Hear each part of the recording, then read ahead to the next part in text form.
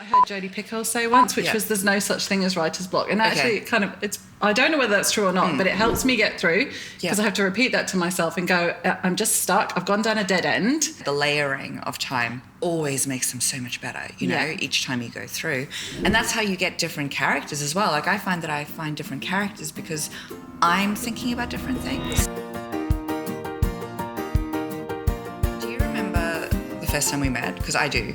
I was thinking about it on the way over here. It was the author dinner?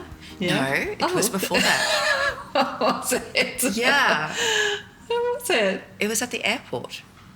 We were like on the way to the author dinner and I saw you and you were sitting there and I came across with some crazy green juice because I think I was drinking those at the time. And we had this full on deep and meaningful chat before we ever really knew each other, and it was just like really nice. What's in my mind is the lift at the author dinner when we were just... What did we chat about then? I bet it was probably something else deep and meaningful. I don't know whether we can go into that, but it was really good fun, and we had a great time that night, and then ever since we've been trying to catch up in WA. I think it's hilarious that it's taken us getting to the better reading offices to finally get a chat. I know, it's hilarious. Yeah, we're always trying to catch up. We're going to have to stick you under cameras and lights to make you sit in the same room. Absolutely, yeah.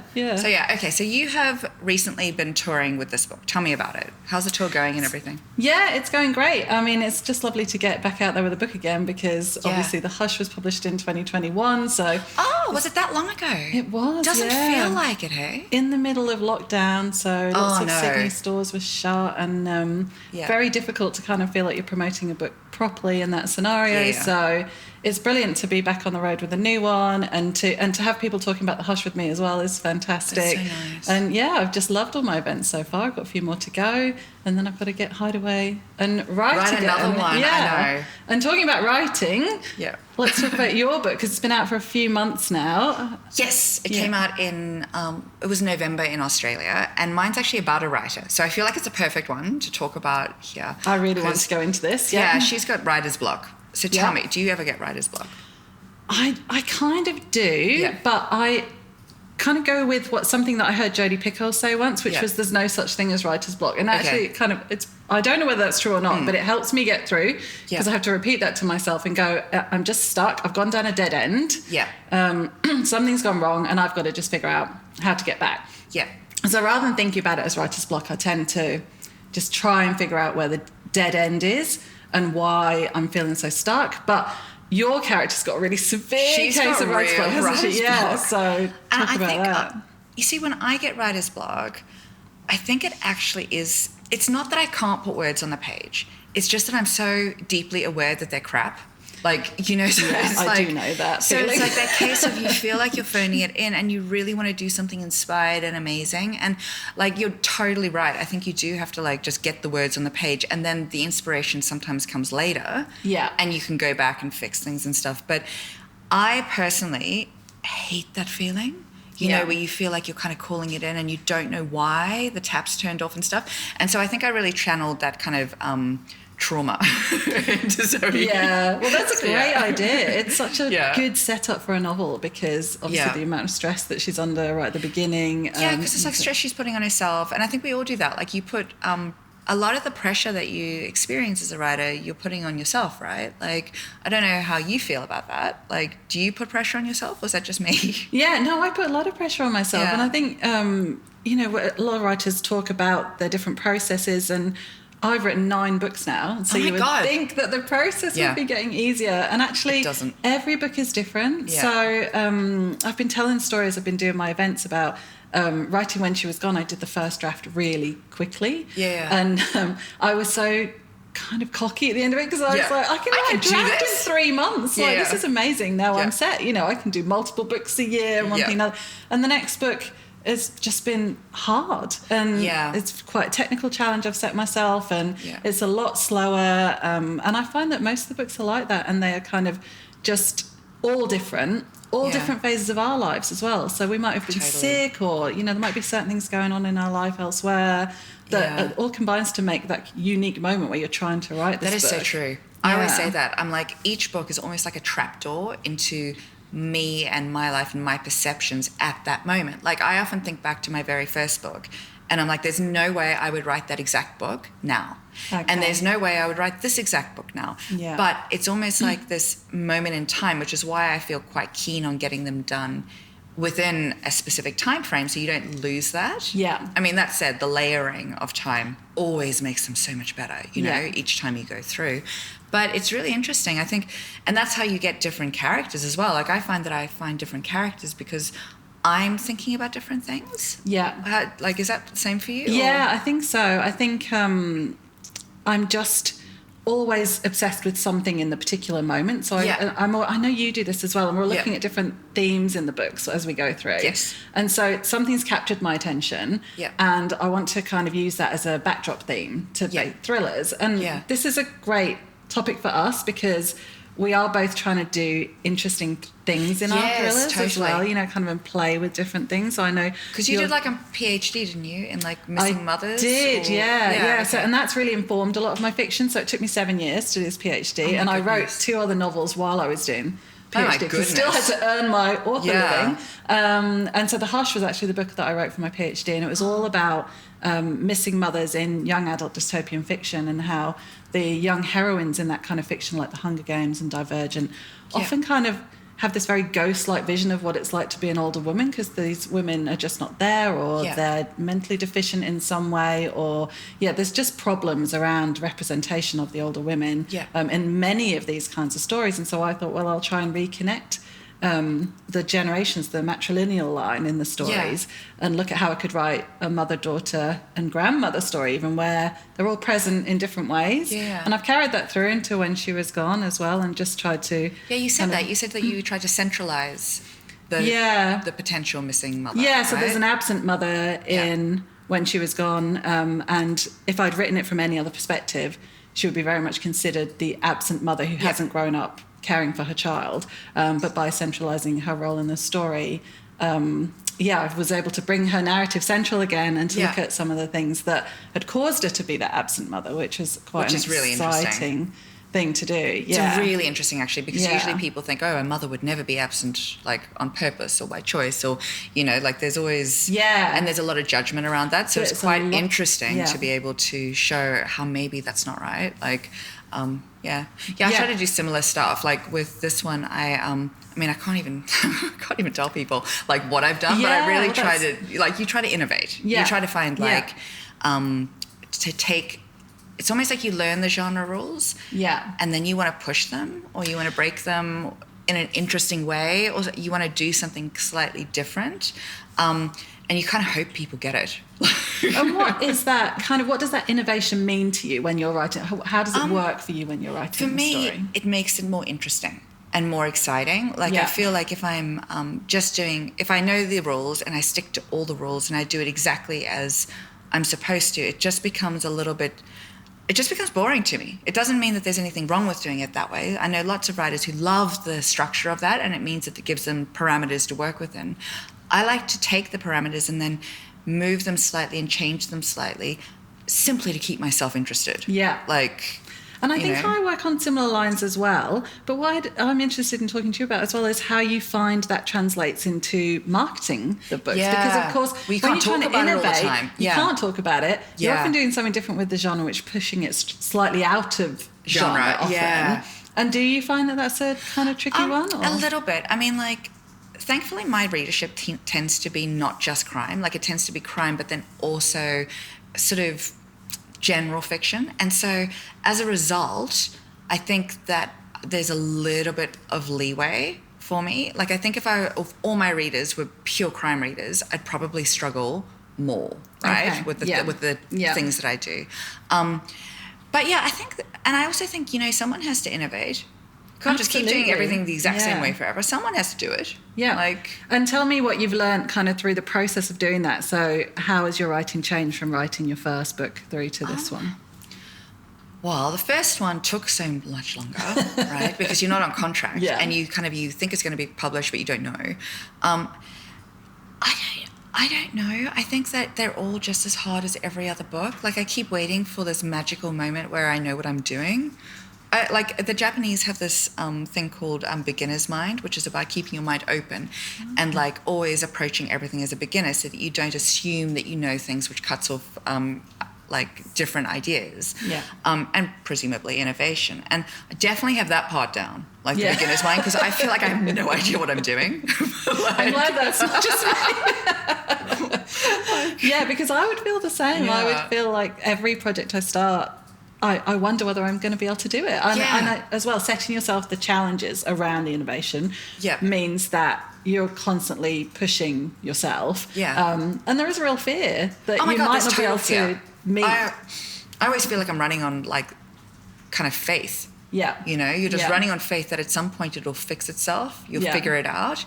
But like, I think I have a mini breakdown with each book I write. Like I do, you know, and I kind of think they're valuable. Yeah. Without them, if I was just coasting on through, I mean, I'm sure lots of people manage to do that. For me, I feel like they break me open a little bit. Yeah. And then whatever comes out when I break myself open finds its way into the book. And there's a lot of truth that way. Whereas if you don't, if I didn't go through those things, there might be less humanity in them, like less truth in the books. So I don't know, we suffer, don't we, for art? Well, let's talk about the idea of putting truth-telling in stories, because I know we've chatted a bit about that before. I find this a really useful vehicle to kind of have difficult conversations in fiction. So you can approach things in a different way than you could even with friends. Oh, totally. Having kind of natural conversations. In fiction, you get to look at really difficult, dark topics. And try and work your way through them in ways that I think readers really appreciate, because there's not a lot of other places you can turn to do that. So do you build that kind of idea into your fiction? I kind of I love fiction because you can put little bits of truth in there that you would never put in non-fiction, because you wouldn't want people to judge you or think whatever, right? So in fiction, you've got that freedom. There's actually a line in here where Zoe is talking about using truth in fiction. She says, if you're not going to tell the absolute truth in fiction where all truth can be denied, then what's the effing point? She doesn't say effing though, but I'm not going to swear in case they bleep me. And I really believe that. I think that the whole point of reading fiction is you're trying to read a human, real character and get human, real responses to things. And those might not be always likable. I mean, there's such a push for women to constantly be likable, but I'm like, if a woman is completely likable, I mean, the world's so deeply misogynist, then she's probably not a real woman. Yeah. You know, you probably created some manic pixie dream girl, right? Like, in order for a woman to be real, someone's going to have a problem with it, because that's just life. Yeah. You know? And it is quite hard to write angry women. Oh my God, because people don't like it. Who are appreciated, But I love difficult women. Yeah. I'm like, we're the best. Yeah. Do you have any other stories where you've enjoyed that you found like difficult women in? I think all the ones that I enjoy, it's like I loved Gone Girl. And it's like when I was reading her Cool Girl speech, I was like, like, I know I'm supposed to know she's a sociopath at that point, but I'm like, she kind of has a point. Yeah. I love Gone Girl. I often use the opening paragraph in Gone Girl in writing classes, because I find it so interesting to unravel how she writing classes. Do you teach or a little bit, not very often, but every now and again I do something, and I always use that paragraph because she puts so many techniques into that first paragraph. It is a wonderful paragraph. Yeah, it's amazing, kind of the unspooling of the brain. Yes, exactly. And it definitely and sorting through it. There's so many disturbing images that she manages to get right into the beginning that sets up the relationship really well. And also sets up the reader expectations. So then you're thinking one thing, but actually the other thing's totally true as well. So you're then blindsided than you need to be. Yeah, really clever. So let's talk about plotting and how you develop all these different ideas, because that's obviously a topic of great interest to all of us writers. Oh, I don't know. Do you have a plotting process, or are you very much feeling your way into the story and going? I feel my way into the very beginning. Like that's just completely like the first section of this, I'd say the first paragraph or two just came out, and I didn't know what the book was going to be about. I just had this image in my mind and this feeling, and I just wrote it, right? Then the rest of the book was figuring out exactly what that was. And then my agent asked for a synopsis, so I wrote one really quickly, and that was where I came up with the idea about like the stalker imitating things that had happened in her book. And, you're drawing on a lot of things that are bubbling beneath the surface. Like for me, I'm always drawing on personal stuff, but not only, you're kind of melding it all together and recontextualizing it. And then I make like a little plot, which has never, ever, ever stayed the same. Like Anna Downs, she says, "You just plan, but very badly." And I'm like, yes, you're right. So I do plan, but it always changes, and I have to be open to that. What about you? Do you plan meticulously, or? Not always. No, I obviously have a strong desire to plan. Yeah. So I always set off thinking this will be the one where I plan it, where and I'm sorted. It's all steady and calm as I write because I know what I'm doing, where I'm going. And I can rarely follow that path. Yeah. So I often end up writing first because I'm really inspired about what I'm talking about. Yeah. And then I start to plan later. So when I get to the point where I run out of ideas, that's the point where I start to plan. Because you're like, crap. And often I go backwards. Yeah. And so I call it reverse plotting. Yeah. Because I go backwards and I actually do a kind of diagram of the plot so far, have a think about where I'm at, and often then I can see the gaps and where I've gone wrong. Yes. Usually it is the process where I get stuck, the point where I get stuck, and I'm trying to find my way through. Yes. And so I never end up with it. What I'd love at the end is a neatly planned outline. Oh, me too. And then oh my God, can you imagine how like lacking in stress it would be? Because I know some writers do that. Yeah. I can't really think about it up front. Like I can't, my ideas aren't good enough. They're not nuanced enough up front. It's like I actually need to be working through it and then almost seeing what the character does, because it's almost like I see them in my head. Yeah. And then someone will say something or do something and I'm like, oh my God, I did not see that coming. Yeah. And that's like where I get the better ideas from. So yeah, probably similar, to be honest. I think there's one more thing I wanted to ask you as well, is about the twist.